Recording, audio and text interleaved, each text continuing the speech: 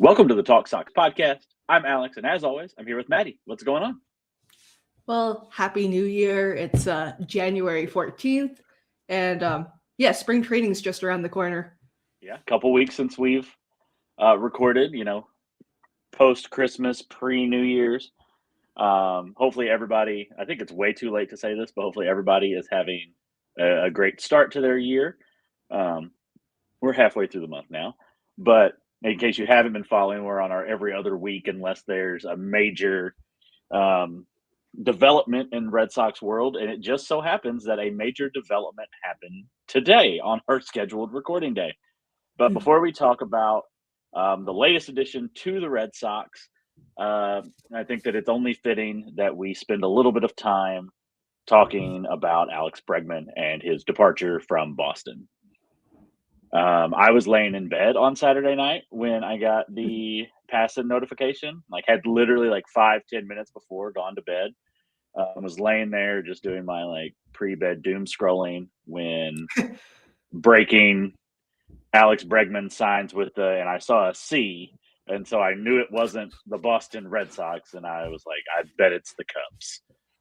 I didn't take the Cubs seriously in the Bregman race until they signed him. I don't know Me about either. you. Yeah. It really seemed like it was going to be between Boston, the Diamondbacks, who until they announced that Ketel Marte was no longer on the table. The Blue Jays were still apparently sniffing around him after the signing of Okamoto. Maybe just like the Red Sox in the front office, I almost felt like it was a foregone conclusion that Alex Bregman was coming back to Boston. Now, I have been stumping all over the website for them to not sign Alex Bregman and for them to sign Bo Bichette instead, and I agree with that, and that's still an option. But as a person, as a player, as a mentor, I think I'm going to miss Alex Bregman in Boston. I am not upset that the Red Sox did not give him $175 million over 5 years, though. I think that deal is ridiculous. Good for him for getting his money. I'm never going to knock people for getting their money. I think the Cubs overpaid. Even with the deferrals? Yeah. That deal is going to be such an albatross in Chicago in 2 years, 3 at the most, that it doesn't make sense to me. Yeah, as just the offseason, dragged, and in the new year now, thinking, I don't know if he's asking for this much money. Do they really want to do it? But at the same time, you traded away Rafael Devers to appease this dude, and you didn't retain him. Yeah, it's a bad look with that. There's no two ways about it. As somebody who I won't say that I was happy with the Devers trade, but as somebody who understood the logic behind the Devers trade and who is very glad that their number 11 jersey is now a Marcelo Meyer jersey. Shout out to the Red Sox for not putting names on the homes. But I got the Devers trade. I think the return stinks. Kyle Harrison might be something, and that something might be part of a trade package that we'll discuss, later on this episode.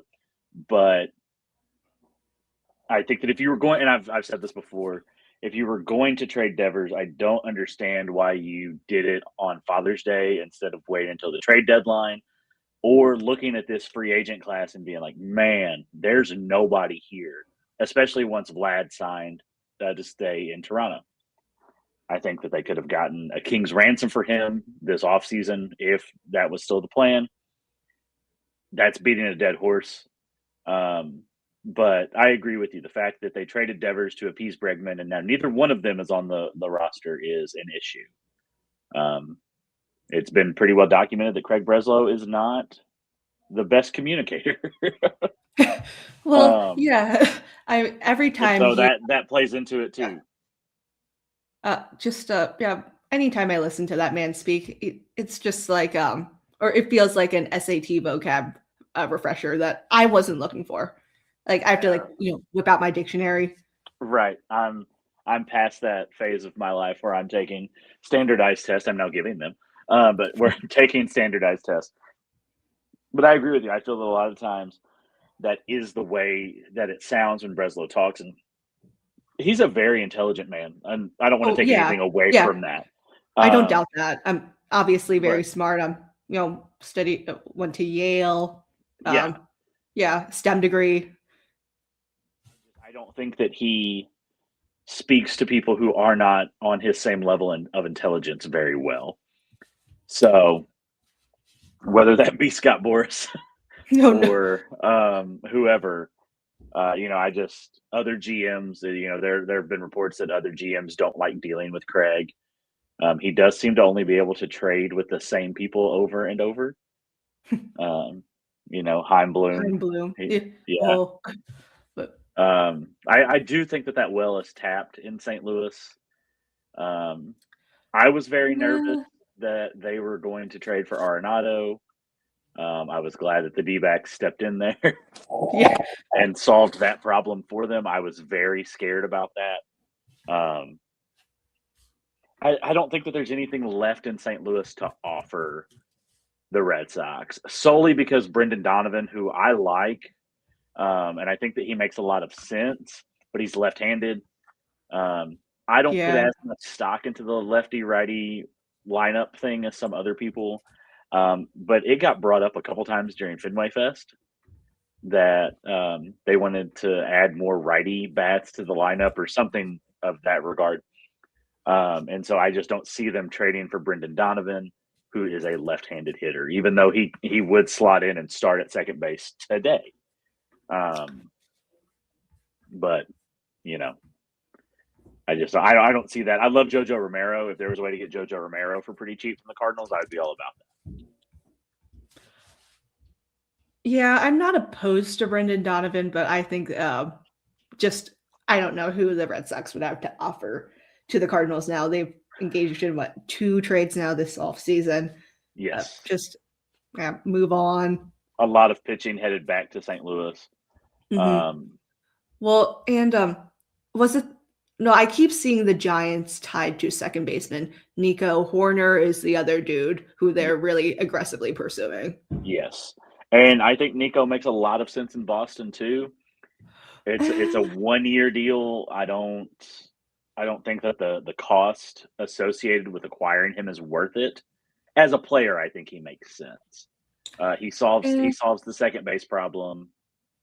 He's fast. I'll give him that. Yeah, but he fits into the dynamic athletic team. It seems like they're trying to build, but I mean, he's a slap hitter. The Cubs' asking price is pretty expensive, and it's also just putting tape over a dam that has a leak at second base for a 1-year solution. Exactly, and I'll kind of that reminds me of something that Jared Carrabis said on the most recent episode of Baseball is Dead before the Ranger Suarez signing. If you haven't been listening to Carrabis, he has gone almost scorched earth on the Red Sox about the Bregman thing. And, he said that his thing was at the beginning of the offseason, we were promised Bregman plus a bat, plus an arm. He's like, and then we got Sonny Gray, who's a fine pitcher. And we got Wilson Contreras, who's a fine offensive player and a good first baseman. He was like, but they are 1 and 2 year Band-Aids on a team that has a contention window for the next 5 to 7 years. I mean, Crochet's here for 7, Roman's here for 8, probably. Neither one of them have no trade clauses. Yeah. Rayo's got 5 years left on his deal. Cedon's got 5 or 6 years. There's a window, and it's wide open now. And I like Sonny Gray. I didn't like Sonny Gray at his actual contract. I like what happened to have the Cardinals pay that down. One part of the Contreras deal that I don't understand is sending Dobbins plus prospects just to get the Cardinals to pay $4 million of that contract down over the $4 million per year, so $8 million total. I feel like just eat the money and send less prospects. Now, you don't know at the time that Bregman's not going to sign with the Red Sox, and there's a lot of dominoes that fell after that. But now we're looking at a situation where you need probably some prospects that aren't Franklin Arias to land, either a second baseman or a third baseman, depending on what route you want to go with Marcelo Meyer. But that's a conversation for later in the episode. Yeah, like I said, I'm not mad that the Red Sox didn't pay $175 million. I do think it's interesting that Boris' story has changed a couple of times since Saturday night. I wasn't aware of that until I sent you that tweet from Coley Mick. But I went digging, and it has. But from listening to people who aren't Scott Boras, who are connected with Bregman and connected with people in the organization, it kind of seems like the Red Sox thought he was bluffing when he brought that up, when he brought the Cubs offer to the table. And they said, if you've got more money, go take it. We're not going to give you a no trade clause that goes against organizational policy. The last two were Chris Sale, and before that it was Dustin Pedroia. I saw Dice K. Dice K had one, yeah. Yeah, two. So so three in the last 25 years. Those names go a while back. Well, yeah, it's a little recent, but yeah. I get it to a point, but you have to be incredibly, I don't want to say closed-minded, but foolish to think that you would be able to land somebody like Alex Bregman on a 5 years, I would consider a long-term deal, without the security of a no trade clause after what just happened with Rafael Devers. Because, Bregman looks at that situation. He's like, man, he grew up here, literally. Like, he was a kid when he was drafted, and they just shipped him out for a bucket of balls. Like, what's going to happen to him in 3 years? Yeah.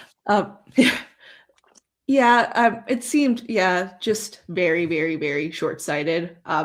Relationship management is just as important as analytics, if not more important. And the Red Sox front office just doesn't seem to grasp that. I would love for Theo to get more involved solely for that reason. I think Theo understands that. Yeah, I mean, Theo, again, also a very smart guy. I mean, Yale educated, right? Again, another one of them. Yes, yeah. Yeah, and just, he was smart, but he wasn't like, I don't want to call him dumb, but he understood the entire the whole picture. Job. Yeah. Yeah. And he didn't act like the smartest person in the room. I mean, he was very good at building relationships. I mean, you hear about, not just the Red Sox, the Cubs front office really, giving him kudos. And I think Theo needs to mentor Breslow more there. With that. I think it was you that said it in our writer Slack channel, where we were talking about, how they missed out and the models that Craig is obviously relying on that tell him not to do no trade clauses. I'm almost positive it was you that said that the models don't take into account families. And Bregman has young kids, and he knows that for the next 5 years, his entire family is going to live in Chicago. That, as somebody who has 2 young kids myself, not that I'm in any kind of situation like that, but if I was job hunting, that would be at the forefront of my decision-making process. Is I want to know where my children are going to go play in the parks, go to school, do all these different things. And you're right, the models aren't going to tell you that. And that's a very real part of human nature for these men who have families that they don't see for 6 months, 8 months out of the year when they're at spring training. And their families come down there, but they're not living with them. And then they're on the road. And sometimes, wives and kids travel. But if you have an infant, that's not ideal. It's stuff that these analytic models, these AI, that I guarantee you the front office is using a ton of AI stuff to do this. It just doesn't take that stuff into account because it can't. Yeah, you can't quantify just family commitments. I just can't. I can't fathom how you do that. And I don't even want to try. Not everybody is going to be like that with kids, and I understand that.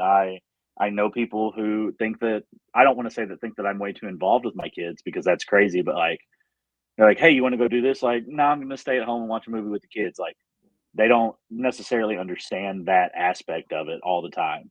And you have some professional athletes who also are just like that. Like, oh, my wife's taking care of the kids. I don't have to worry about it. Does it, Bregman doesn't seem to be that kind of guy. He seems to be incredibly family oriented. And if the rumors are true and he was willing to take the deal for 165 as long as they added a no trade clause to it, I don't know why you don't do that, unless the models tell you not to. Well, the other thing too that's well, I've been busy, so I really haven't been able to, pay attention to this stuff that much. I saw that some of their deferrals were going out like far, far beyond. They deferred part of the signing bonus they offered him. Well, then what's the point of a signing bonus then? Exactly. If you're Yeah. going to defer it, Yep. you want that now. Yeah, absolutely. And what? Oh my God. Oh, I'm not going to pretend to be smart enough to work in a baseball front office, although that's like my dream job. Is to be involved, ideally with the Red Sox, but with any organization in some capacity, I would love. But come on, yeah. No, yeah. Just look at the Mets and Bobby Bonilla Day. Oh no, God! Like, do you want that? Yeah. 20 years from now, it's Alex Bregman Day. Like, no, he doesn't want to be involved in that. Like, that's funny. Just I don't know. I mean, I know free agency is like the worst way to build a team, but even then, you need a yeah, couple dudes on your team that were acquired via free agency. yeah. It should be all them. I mean, there's something to be said for homegrown stars. 100%. And Craig, to his credit, outside of the Dustin May trade, has won most deals that he's completed so far, I would say. I think the Crochet deal is a win for both teams. The Dustin May deal was terrible. Not that I liked Rig the Third or whatever his name was. Tibbs. Tibbs, yes. He can have fun in LA. Jury's out on the Oviedo deal, but Blaze Jordan for Steven Matz, that's a good deal. The Cardinals didn't even protect Jordan in the Rule 5 draft, and he wasn't taken. Yeah, and he, from what I understand, he still desperately would like out of there. Although, I was saying in our Slack chat that the Cardinals do this really cool thing where they send like team ambassadors to smaller towns, and on Monday they came to where I live. I was unable to go because we had a girls basketball game that I was running the PA for at my school, but Richard Fitz was there, and the day before, Sunday night, the Cardinals email out, because I get all their emails because I buy tickets through them. The Cardinals email out, breaking news, just added to the Cardinal caravan, Blaze Jordan. And I was like, super exciting. Like, one, nobody here knows who he is unless they are like diehard Cardinal fans, which those don't super exist anymore. That's sad. Like I've got a buddy who's not going to listen to this, but I'll shout him out anyway. Named Jeremy. He is the biggest Cardinal fan I know. He knows the entire farm system front to back, just almost as plugged in as Richard McGill was, who came on here a few episodes ago after the Sonny Gray trade. Very similar ball knowledge with Jeremy. And so like he would have been stoked to meet Blaze Jordan. The other people that were there, they got an autograph from who they were told was a professional baseball player. And I hate it for Blaze. Like, I really wanted to go because I wanted to talk to him to see if I could get him on the podcast, because I think he would have done it. So I've reached out to him through social media to see if he would be interested, because he lives not far from here now. But because he's in Memphis, so that's about 3 hours from me. Okay. My hometown is exactly halfway between St. Louis and Memphis. So, it's it's always been like when the Cardinals called people up, they were there in 4 hours. You know, it was crazy. It was always really cool to see that. But um, you know, he's not far from here, so I'm hoping maybe we can land something with him. And just as a teaser, we've got some maybe guest in the works coming up over the next couple of weeks. We've reached out. I don't want to say any names because I don't want to make promises that I can't keep. But Blaze Jordan is one that I'll say because if he doesn't come on, he doesn't come on. But but yeah, it's you know it. I hate that Bregman's gone from a baseball standpoint, from a financial standpoint. Fine with it. That money has been allocated to one Ranger Suarez, who is now the newest member of the Boston Red Sox. 5 years, 130. Yes. No deferrals, I believe. No Yeah, opt-outs, I so don't think far. either. So I was in the middle. I was in the middle of teaching background information on the novel Fahrenheit 451 Okay. when this tweet came Remember? across. Yep, yep. Very topical.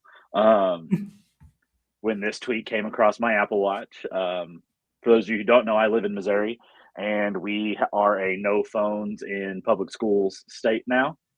It's a law that students cannot have their phones out from the moment they set foot on campus until they leave campus.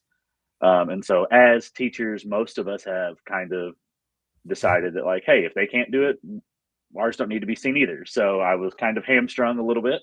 I Yeah. wasn't able to be as excited as I wanted to be. But if people will remember back last year, Ranger Suarez was somebody that I identified on this podcast as who I thought was a pretty good fit for the Red Sox. I never really wrote about him. What I never really thought that this was an option. Suarez is a bona fide number two, whereas Sonny Gray has the potential to be a number two, but will be more comfortable as a number three. Suarez, if he can stay healthy, that's a lights out first three on the bump. Yeah. um, I try to be optimistic, just about the Red Sox. And I'm not unhappy about it. It's like a 1.48 ERA in the postseason. I mean, the Phillies have been they made the playoffs since 2022. 2022. Sounds Yeah. right. Yeah. That's when they played the Astros. And a lot of experience. He doesn't throw his fastball velocity is like very average, if you want to call it that, but he still did well in Citizens Bank Park, which is very, very, very hitter friendly. Yes.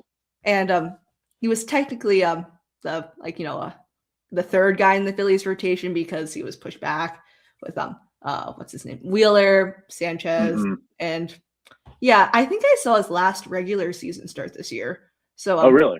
Yeah, in Philly. So yeah, I like him. He's a good teammate. Really, really cool walk-up song. I love Kid Cudi, Mr. Rager. Really? And I didn't know that. Okay. I'm sold. Yeah, it kind of sounds like Mr. Ranger. So yeah, I like it. Yeah. Okay. Yeah, I'm in on that. I'm a big Cudi guy. Yeah. Mm-hmm.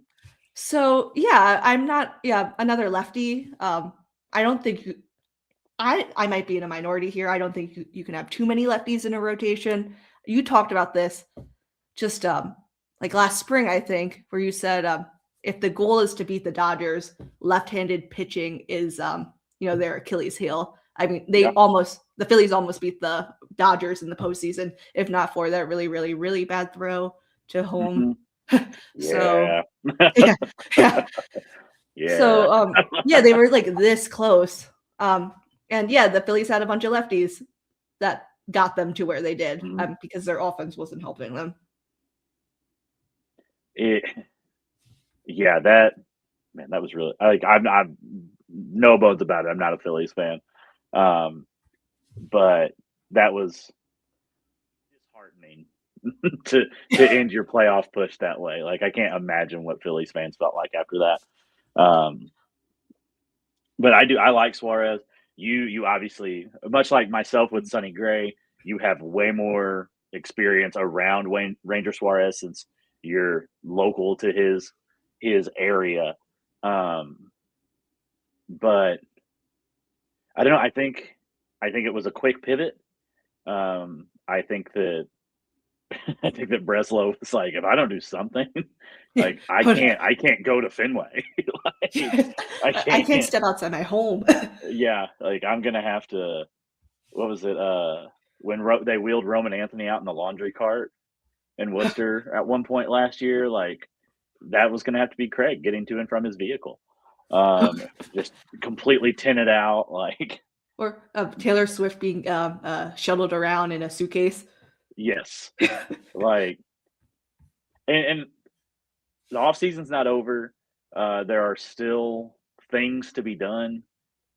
This team is by no means on the offensive side better than last year. I think you could make a case that it's maybe the strongest starting rotation in the American League now. 100%. I think that you could almost go as far as to say top two in all of Major League Baseball. By WAR projection, first over the Dodgers. Looked at that. I was just that. Yeah, I hadn't looked at that. I was going purely based on vibes. Vibes too. I mean, those are important. I would just having Shohei Ohtani is the ultimate trump card. And so I would probably rank the Dodgers as the overall best rotation in all of baseball, with the Red Sox a close second. You said it was by F-WAR has got them. Yeah. And Fangraphs is my 17. go-to. Yeah. Yeah. I don't. It's almost an unhittable lineup. Like Crochet's filthy. Suarez is just a dynamite pitcher that has, just good stuff. Like his fastball's not incredible, which is one reason was like my biggest that's not a Breslow type. But I think that Craig also hopefully realizes that you can't just have the same pitcher 5 games in a row. Yeah. And that was a complaint that I made when he had Tolley come in relief of Crochet late in the season. When Cora did that, you have the exact same pitcher, exact same fastball coming in to replace your starter. So having Crochet throw game 1, Suarez throw game 2, and then you have something completely different in Sonny Gray coming through game 3. I think that as it stands right now, you pencil in Brian Bale as your number 4. And then number 5 is Oviedo, Tolley, Early, Kyson Witherspoon later this season, Kyle Harrison at some point. Where do you put Cutter Crawford? Yeah, Cutter. I think he's got to be in that number 5 conversation. Friend of the podcast, David Samlin. I have reached out to him. That is one name that I've reached out. I'll go ahead and spell that one too. I have reached out to David Samlin. I'm trying to get players, if they're going to come on before spring training, obviously. Well, but, you know who might come on, and I've seen him making his rounds in the podcast sphere. Tolley? Yeah. Yes, and I think he would be just so much fun. I do you listen to 310 to Left? Sometimes. I mean, there's the Red Sox just have so many podcasts. It's really hard to listen to all of them. My biggest issue with 310 to Left is, including ours, my biggest issue with 310 to Left is mic quality is not good. Huh. Like half the episodes, it sounds like TC is like talking into a tin can, which makes me think that they're like calling into Zoom and they're doing it over their phones. Oh no. Or something. There's something there, and it's not all the time. And a lot of time when like Jemai is on there, you can tell that they're in a studio. But like if it's TC, it a lot of times it's not great quality. The content's great, but it gets tough to listen to. Hopefully people don't say that about us. But we have real microphones that aren't hooked up to anything right now because my desk still isn't set up. But here. I hope it doesn't fall over now. Mine will be set up before the next episode now. But Reaching to Left is great, but sometimes their audio quality is not so hot, which is crazy because it's Tom Karen, and you would think that it's the official Red Sox, the official podcast of the Boston Red Sox, but yeah, I think Tolley would be a lot of fun to have on. I'll send some DMs. Slide into his DMs. I have slid into a lot of player and media personalities DMs over the last couple of weeks because, to be honest, what are they gonna say? No, that's fine. It's the worst thing they can do is say no. Or just not respond. Okay. Yeah. Leave you on red. I mean, your life goes on. Yeah. I mean, I love it. I love our podcast. I have a lot of fun when we record. I think it's a good podcast. I want other people to hear it too. And if bringing people on gets other people to hear it, then sure, we'll slide into as many DMs as we need to. Yeah, I've been doing that a little on LinkedIn. So yeah. The white whale is one Tyler Milliken. yeah. I might have to send him a message. They recorded tonight because I really I was like, man, if we could get T on to talk about Bregman because he was riled up, and then the Suarez thing, because if you haven't seen his Twitter, Tyler Milliken is riding the Suarez train. He is big on it. But since they're recording probably right now, I figured there was no shot, so I didn't even try. But if you have a guest that you want us to try to reach out to, we would be happy to do so. They may not ever talk to us, but we'll try. They'll know who we are afterwards. Yeah, I'll send some links. I do. I think that our rotation, hands down, best rotation in the AL. It doesn't matter when Garrett Cole comes back to the Yankees, even after they traded old. And he sucks. Who they just trade for? Ryan Weathers. Right. Yeah. That's a big injury risk. If he's healthy, he's really good. And you could say the same thing about Suarez to a point. You can definitely say the same things about Oviedo. But it's a gamble, and they gave up a lot for him. They still have Jason Dominguez, though. They can't get rid of that one. Just you keep seeing his name being thrown around in trade proposals. I think it's because he spells his name with 2 S's. Well, I always my boss is a Yankees fan, so whenever I text him, I capitalize the ASS. I love that. That's good. I love that. I've got a buddy who's a Yankees fan. I'm going to start doing that. I hadn't thought about that. I mean, the offensively, the Blue Jays are a juggernaut, and if or when, I guess, they sign Kyle Tucker, if the rumors are to be believed, they're going to continue to be an offensive juggernaut. Pitching wise, there's not a whole lot there. The Orioles, not a whole lot there.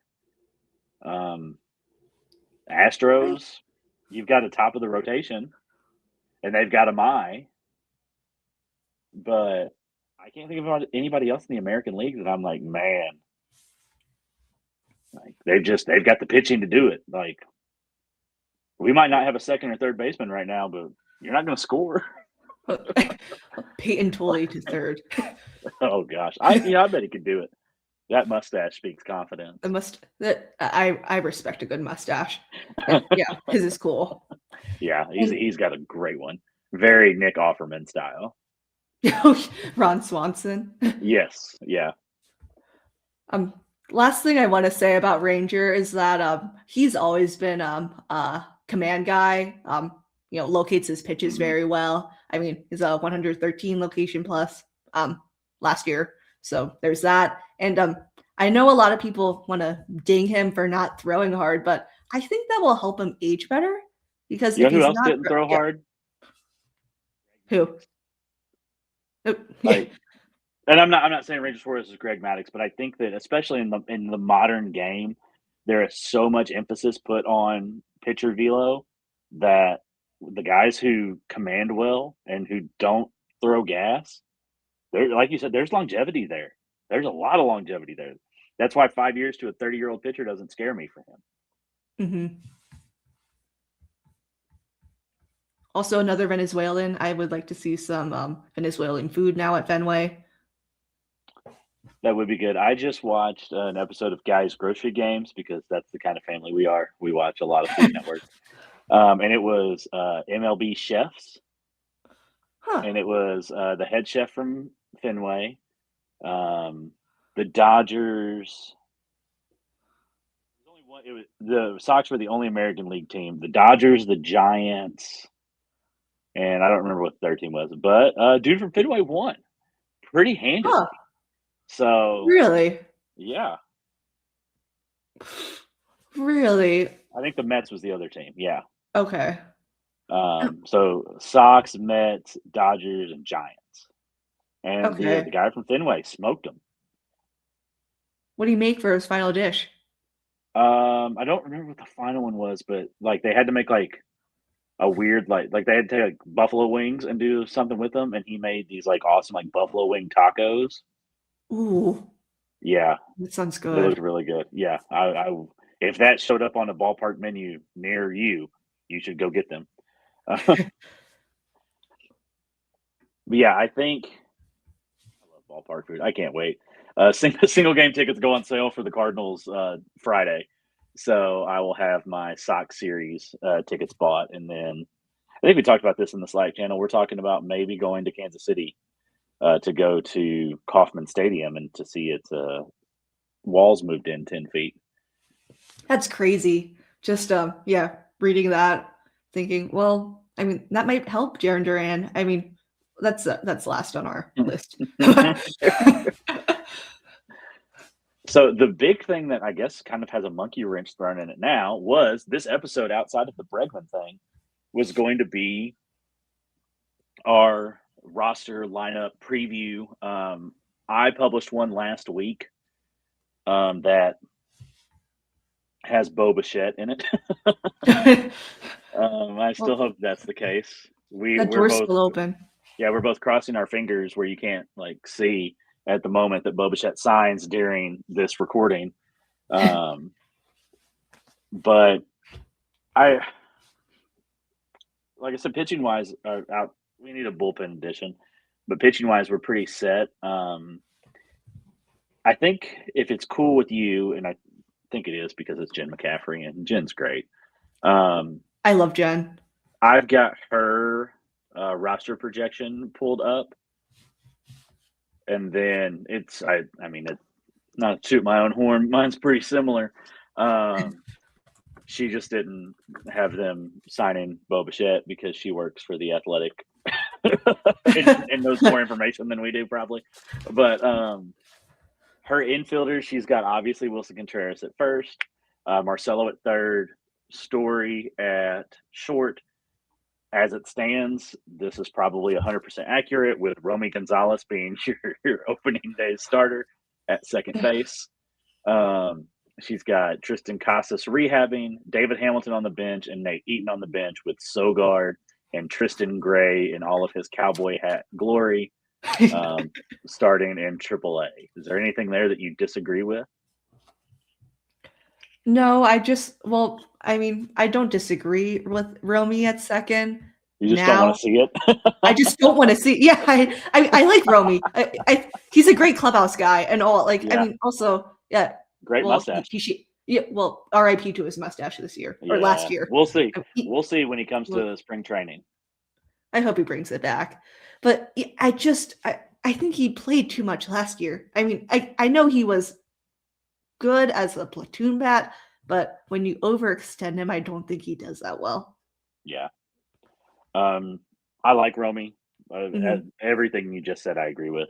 If we are on opening day and that lineup card comes out and it is Romy Gonzalez starting at second base for any other reason except there's a left-hander on the mound, and so they want Marcelo Meyer to not play second because they've signed someone else to play third. That's the only acceptable reason that I could see Romy cracking an opening day starting lineup. But if he is penciled in as your everyday second baseman, there's some problems. Yeah. And the Red Sox roster is full. I think they need to make a move to accommodate Ranger. And who gets cut now? I have one answer that is gonna eat some cap space. Garrett Crochet. Yes. No. Our sweet track athlete, Masataka Yoshida. Yeah, that doesn't come out as a surprise. Just, yeah. In all reality, I hope it's Jordan Hicks. Eat that money, get him off this team.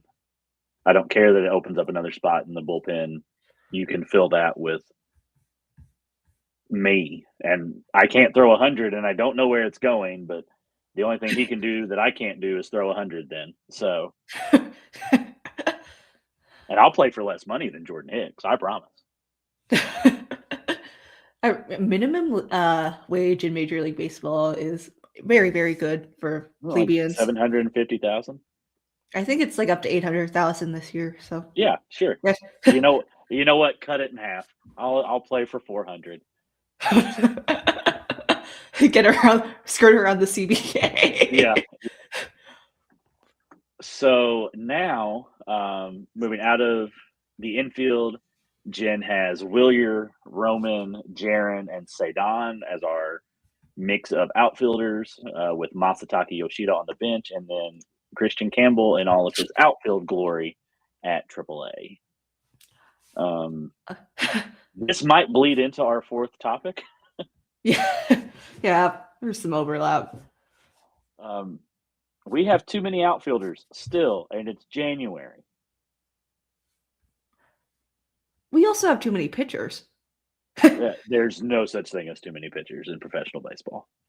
Yeah, you're not. I don't disagree. Just 1, 2, 3. Tanner Houck's injured. 4, 5, 6, 7, 8. An 8-man rotation.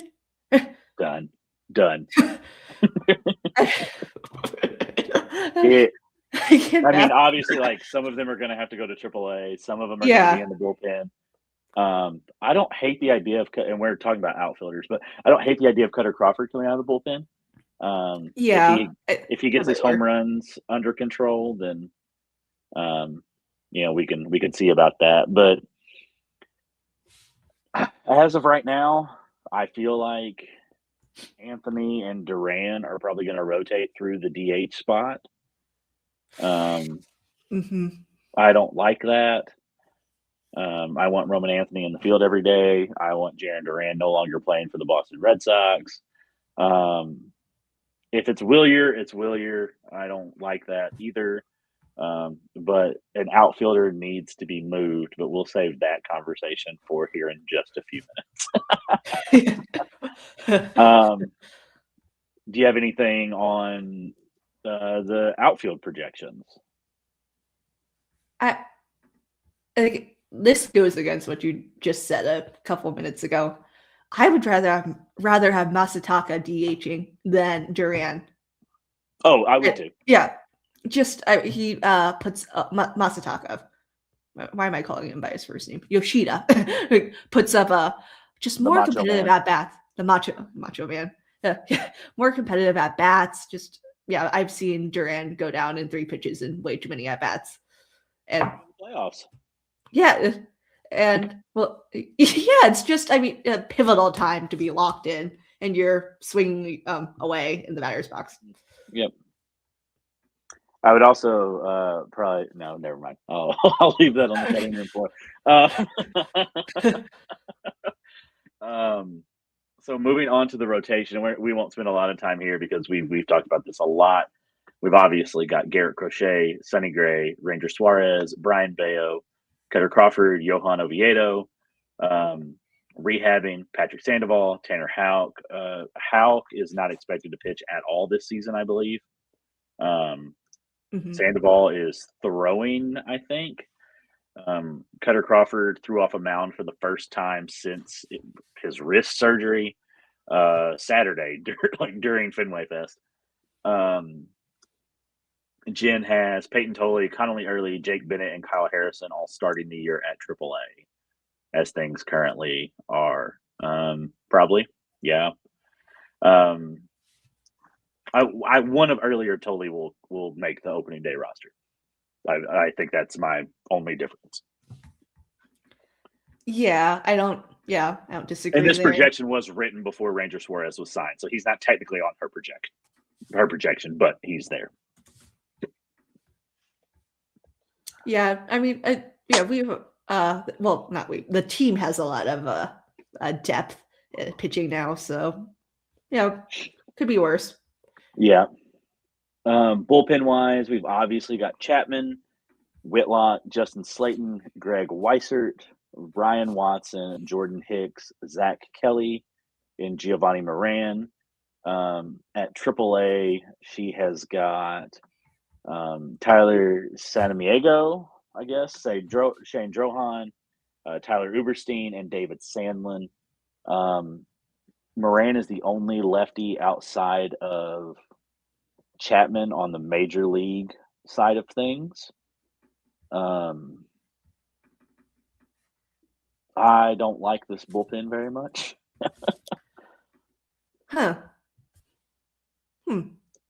I think that it's got a lot of holes. Ryan Watson has to stick on the major league roster, or he's returned to the A's because he was traded for as a Rule 5 draft pick, which I trust. The Red Sox in their Rule 5 selections. Justin Slayton, Garrett Whitlock, two very recent examples of very impactful Rule 5 selections that stuck on the major league roster. I really want to see another lefty. I don't have a lot of faith in Giovanni Moran. I don't have any faith in Jordan Hicks. I have more faith in Zach Kelly than Jordan Hicks, but that's a bar that you can step over. And Greg Weissert got worn down by the All-Star break. Yeah. Yeah. Tyler I can't. Tyler S. I don't know how to say his last name. He was acquired with Johan Oviedo from the Pirates in that deal. Apparently, Michael Kopech remains a free agent, which would be interesting. Oh God. Yeah. I remember when he was on that reality show. Yeah, he was dating. It was yeah. So I'm not too deep into the reality TV show universe, but just the cooking universe for me. Well, a little bit of Real Housewives here, but okay, yeah, that's understandable. The women in Salt Lake City are up to some crazy stuff, but they're the best one. But just I don't know about a Michael Kopech reunion, and no. Aside from Aroldis Chapman, it's pretty right-handed heavy. Just I don't know if you want Tolley or you don't want Tolley or Early going into the bullpen. I mean that would slow your development. Garrett Crochet. He did that for a little bit. He did, yeah. He graduated.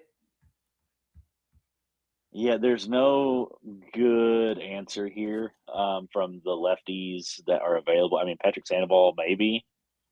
Yeah. Jake Bennett won't be ready early in the season, but I could see him pushing for a spot later in the season. Kyle Harrison could maybe. If he's not moved. Yeah, Shane Drohan, maybe. Yeah, there's still some free agents out there. Justin Wilson is considering retirement, but I think that was kind of like Rob Refsnyder a couple seasons ago, where he was like, "I want to be in Boston. Make me an offer, and I'll stay." Um, how do you say his name? Danny? Is it Columb? Um, he's probably the top of the market now. I would assume him or Sir Anthony Dominguez.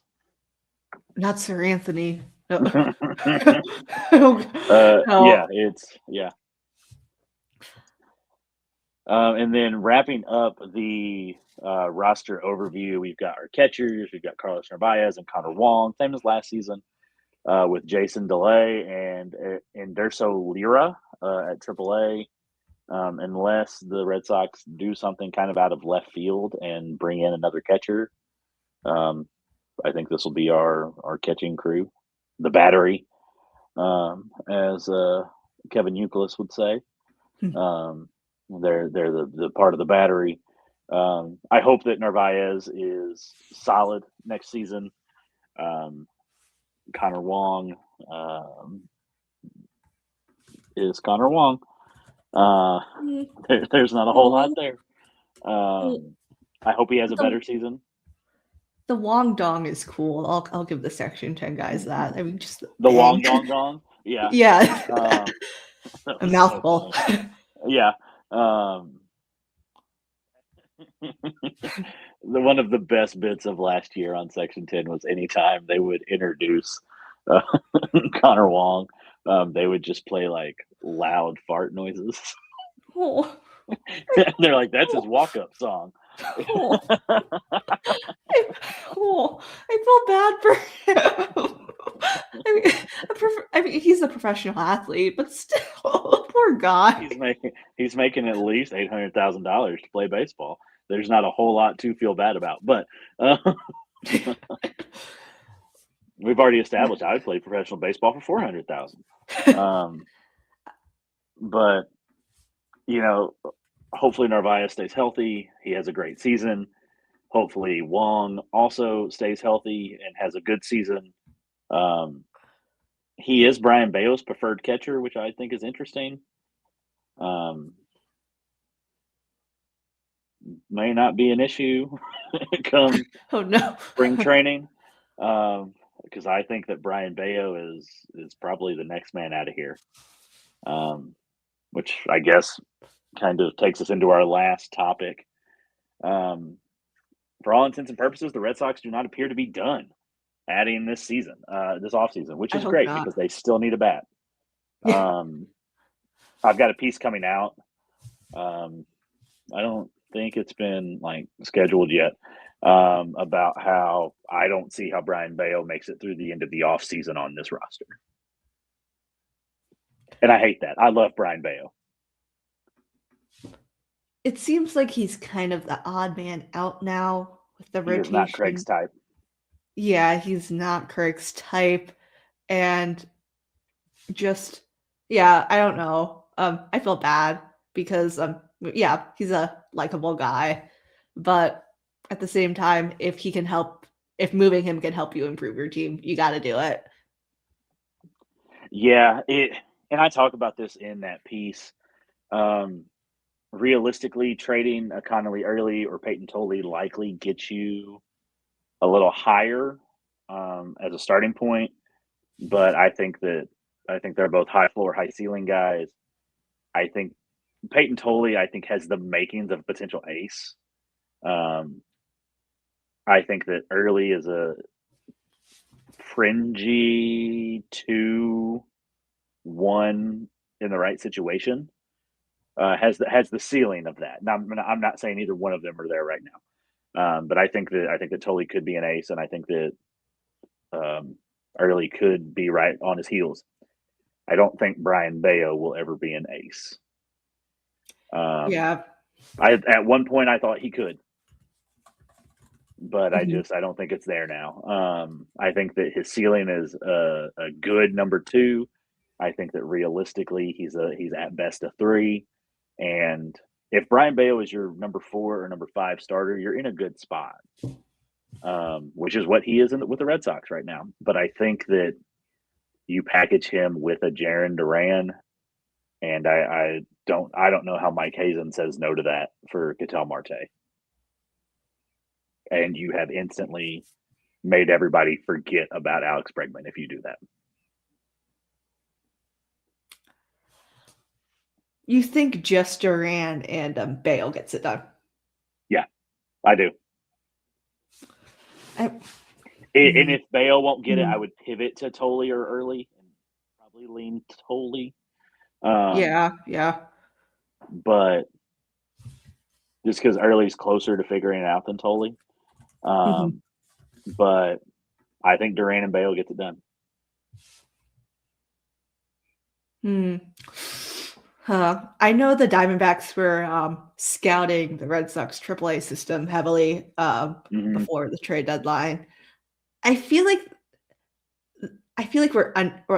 we could be undervaluing Ketel Marte here. He is one of like the best second basemen. You're right. All time. Absolutely. Or not all time. I'm being a little facetious there. Just right in the game right now. And since season Arizona, I mean, yeah, I fully acknowledge I have East Coast bias, and the Diamondbacks are playing games while I'm tucked away, like snoozing in bed. As somebody in the Midwest, same. West Coast trips are so hard for me. Yeah. I'm like I value my 8 hours of sleep. Sorry, Red Sox. Turn the game on, and I am asleep by the third inning if it's on the West Coast. Yeah, I mean, wake up maybe in the middle of the night, use the bathroom. Wake up to the thanks for watching. Just play on the TV. Yep. And he's a power bat too, which they really need. Good defense, which Ranger Suarez is a ground ball dude. Well, almost all their pitchers are. Well, no, all of them are in the rotation now. High ground ball rates. So you need to shore up the infield defense before getting another arm in the rotation. We'll talk. Well, we're talking about that now. The reason I think that Bayo probably gets that done is because I think Mike Hazen is posturing a little bit, and I think that he wants Ketel Marte gone. Once, there was, last season there was where the fan yelled something about his deceased mother, and he was crying on the field, and then he took himself out of a game. And there were just some things that I don't think that the front office there cares for. And I think that I don't think it would be exponentially expensive to acquire Ketel Marte. I have spent a lot of time this afternoon kind of looking at second base options across Major League Baseball just to see. And to be honest, I stayed away from the AL East. I didn't look at any really there because I think the only one that's gettable is Chaz Chisholm. His name has been in the news or just on social media or on my feed a little too much lately. Oh yeah. Yeah. No, thank you. When he was still with the Marlins, I wanted Jazz Chisholm, but now that he's been with the Yankees and kind of got to see him up close, I don't want really any part of that. A name that interests me a lot is Zach Geloff from the A's. They just traded for Jeff McNeil. Geloff only played 30 games this year. He was hit by a pitch and broke his hamate bone. Came back for like 15 games, 20 games. And I think it was he had like a shoulder injury, like he dislocated his shoulder. So only played 30 games, so his numbers don't look good. I've always kind of liked Zach Geloff. I kind of was on the Jeff McNeil train until he was traded to the A's, and now I don't think that they would turn around and trade him again. But I think that Geloff is an interesting option, and I don't think it would cost much more than probably just Jarren Duran to land Zach Geloff. So.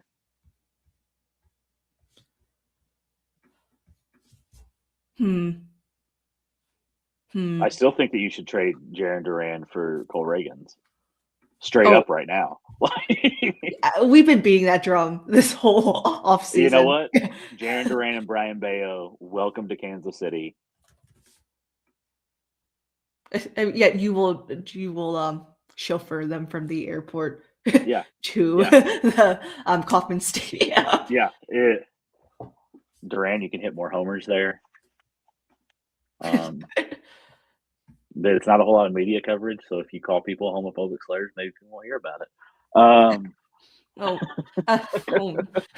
Except the people in the stadium, because there's not a lot of people there. But He's a little closer Kurt, to home too, yeah, in exactly. Missouri compared to Boston. Yep. I think what's the airport in in Kansas City?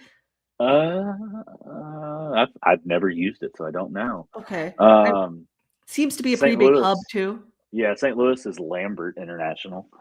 Okay. But yeah, I don't think that we will see a trade for a starting pitcher.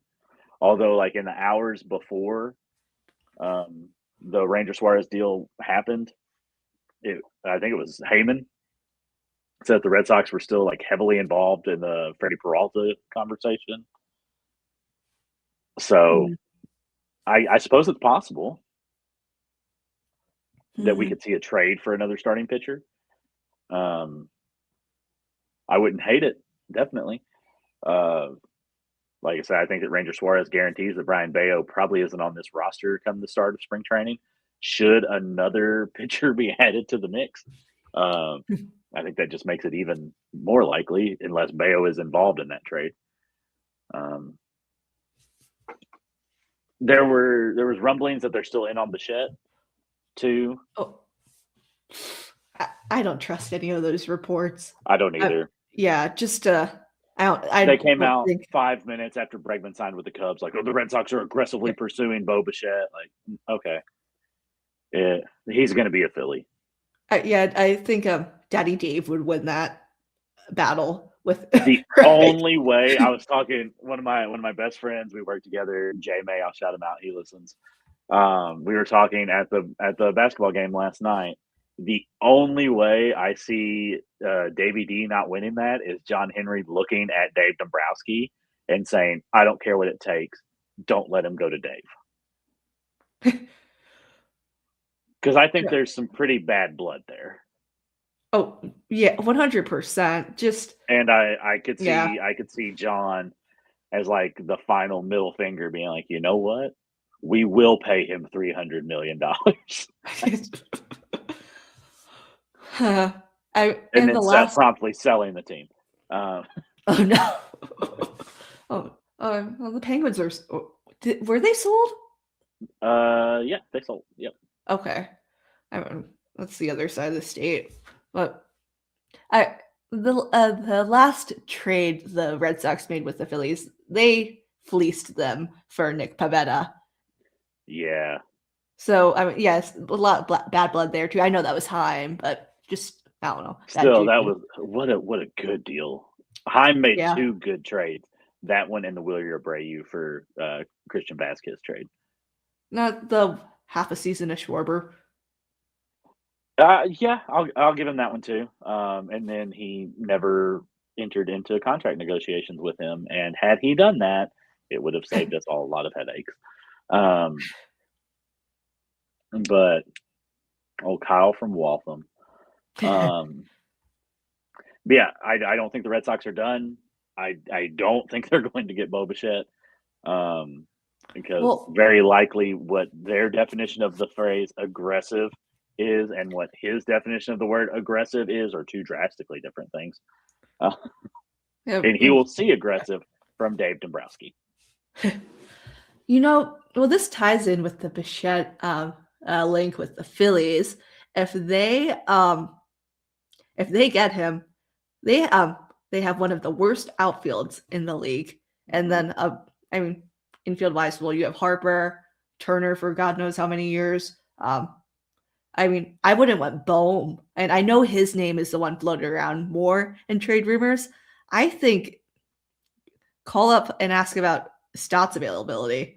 Okay, so I was going to ask you about that because when I was looking, Bryson Stott is one of the names that really popped out to me.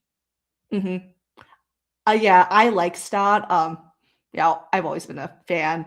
Just he has really, really good defense. He's fast, and he's not a power hitter, but I think there with the Contreras addition, there are enough guys who can fill in that gap. And if you need, more thump in the lineup, I addressed that at the trade deadline. I mean, he's And under more control than Bohm. So yeah, I mean, why not call and ask about him? you should claim him in that series that we're talking about in the uh, trade targets, because I think you would have a lot of really good things to say about him. Um, so something that I think has been glossed over, and we'll wrap up on this, is yes, let's say they do work a deal for Bryson Stott. No, he doesn't hit for power. Contreras does have some pop and will play well at Fenway. Hopefully, a full season from Roman Anthony where he taps into his power. Hopefully, Marcelo figures some things out. What is being overlooked in all of this is Tristan Casas. Um, he is going to begin the year likely rehabbing at, yeah, I think we could probably say confidently he will begin the year at AAA. He said that he hopes to get into some spring training games, and he thinks that being ready by opening day will be pushing it. But I think that Tristan Casas will probably be big league ready sometime at the end of April, sometime in May. Selfishly, I would love to at least see him in St. Louis. Um, the last time they came to St. Louis, it was a week after he cracked his rib cartilage, and so I was unable to see him then. So I would really like to see him because I love Tristan Casas. I don't think I love him as much as you love him, but I still believe in Tristan Casas, regardless of what some commenters on Talk Sox like to say, because I had him starting off the year at AAA, and then lo and behold, he agrees with me. Um, I think that Casas is a 40 home run guy in the right situation, and I think Mhm, his comments about Wilson Contreras at Fenway Fest were the ultimate teammate comments. That's mhm, what you want to see out of somebody, and he hasn't been paid the big bucks. He doesn't have an extension. mhm. He comes out and just gives Contreras his flowers. I think Tristan Casas is our everyday DH by the middle of summer, and I think he's just going to hit tanks, and I'm here for it. And so if that is where the power goes, you take Devers out of the lineup, you take Bregman's 20-ish home runs out of the lineup. Story might run into 25 again this year if he stays healthy, but that's a big if. But if you Mhm. can get 30 home run power, maybe 40 home run power out of Tristan Casas, sign me up. Yeah. Yeah, I think, I read those comments, that Casas made about Contreras, during Fenway Fest. He is so misunderstood. I agree. Yeah, I mean, if you actually hear him talk, he is a good teammate, I He's would say. he's a Yeah. quirky guy. He's a quirky Mhm, guy, and because of that, he does not get the respect from probably his own teammates that he deserves, but definitely mhm. not the fan base. Y Yeah, you see the group on social media criticizing him. It's a very obvious type of group. Just gonna leave it Yep, there. yep. There's a meme Um, for that, but the thing about Casas that I saw this tweet. It's from Red Sox Payroll, a great account to follow on. Fantastic. If you don't Yeah. follow them, follow them. They're so good. If he spends 7 weeks in the minors in 2026, he'd fall behind pace to hit 6 years of service time after 2028 and would add another year of team control. Hmm. I don't. I'm against like time manipulation as it Hmm. existed pre.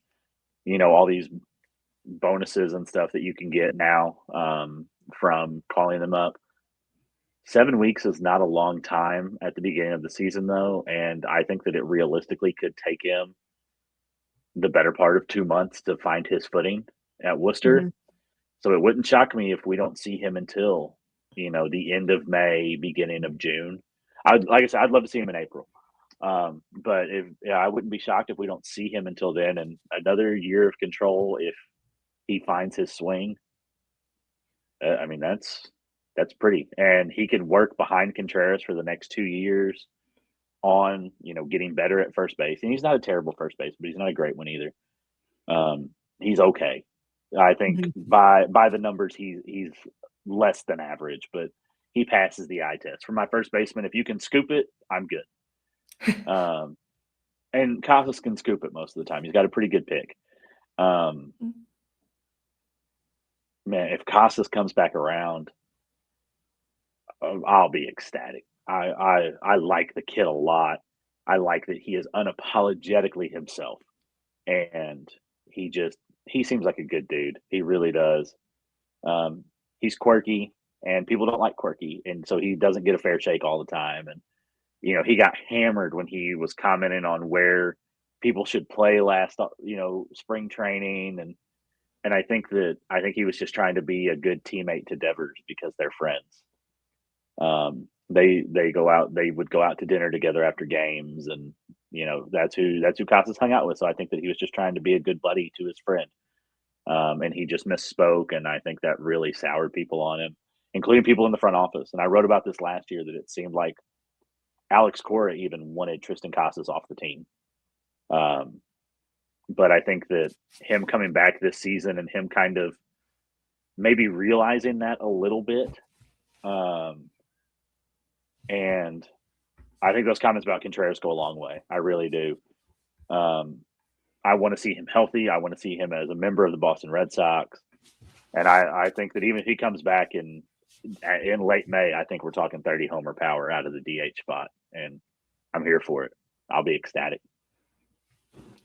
I'd be curious to see how the AB system works with him because he had so many egregious calls in his at bats for his limited time playing time last year. I don't think, at least like right off the rip, they would give him the green flag to use Oh it. no! Oh God. No! Oh, because yeah. I think that he would go through all of our pitch challenges and be right sometimes. I would let Roman Anthony have, if you want to use it, use it. Outside of him, Carlos Narvaez is probably the only other one. I want my catchers using it all the time. Yeah. Yeah. Carlos. Yeah. Just because nobody should yeah. understand the strike zone better than him.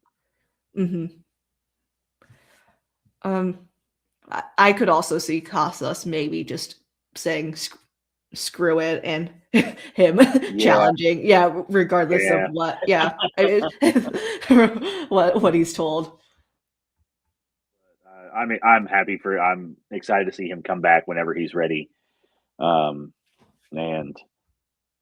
yeah, the Red Sox aren't done. At least we hope they're not. So, do you have anything in the works right now for the website? Yeah, a couple things.